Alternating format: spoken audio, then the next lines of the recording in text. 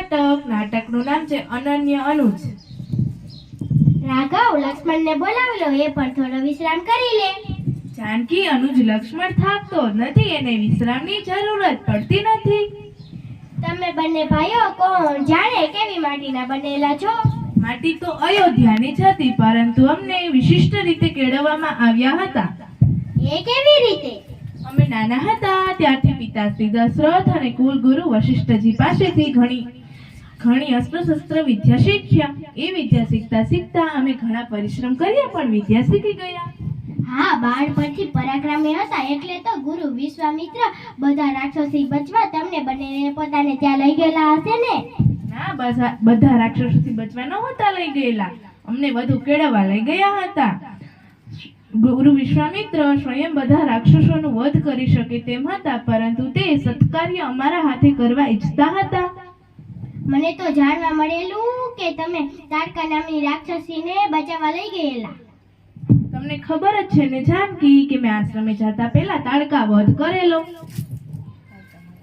તાડકામાં આવી રાક્ષસી હતી કે નહીં?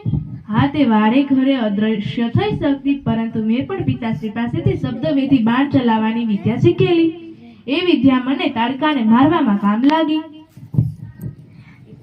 એક વાત ન સમજાય રાઘવ, તમે બંને ભાઈ ચક્રવર્તી રાજા દશરથના પુત્ર હતા, તો પણ આશ્રમે પગપાળા કેમ ગયા હતા? એ પરમાળી કેળવણીનો જ ભાગ હતો જાનકી.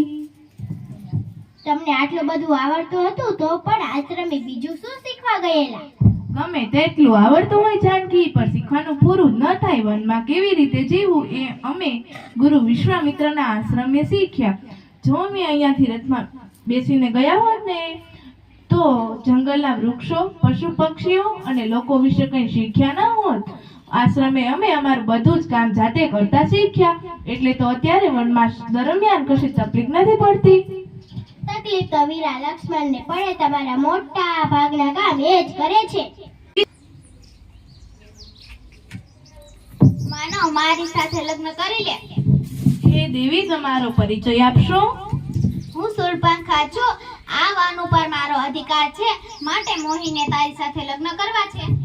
હે દેવી, હું પરણેલો છું. આ સુંદર અને સુશીલ જાનકી મારી પત્ની છે. એ ભલે હોય, પણ મને તો તારા જેવો બલિષ્ઠ પતિ જોઈએ એટલે જોઈએ.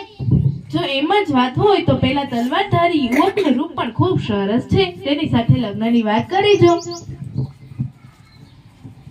હે યુવાન, મારી સાથે લગ્ન કરી લે. પણ મારે નથી કરવા.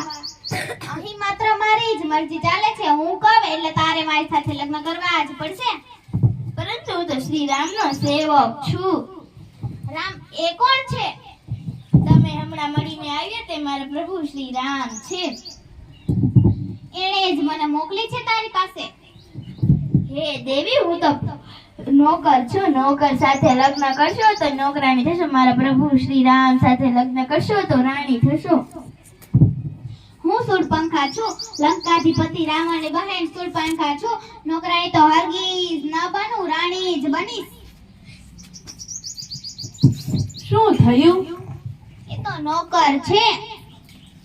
એ નોકર નથી, મારો નાનો ભાઈ લક્ષ્મણ છે. એની સાથે લગ્ન કરશો તો પણ રાણીની જેમ જ રહેશો. ના, મારે તો તારી સાથે જ લગ્ન કરવા છે. પણ હે દેવી, હું એક વ્રતધારી છું, તેથી તમારી સાથે લગ્ન ન કરી શકું. હા હા હા, હું આની પત્નીને મારી નાખીશ તો તે મારી સાથે લગ્ન કરશે. હા હા હા હા હા હા.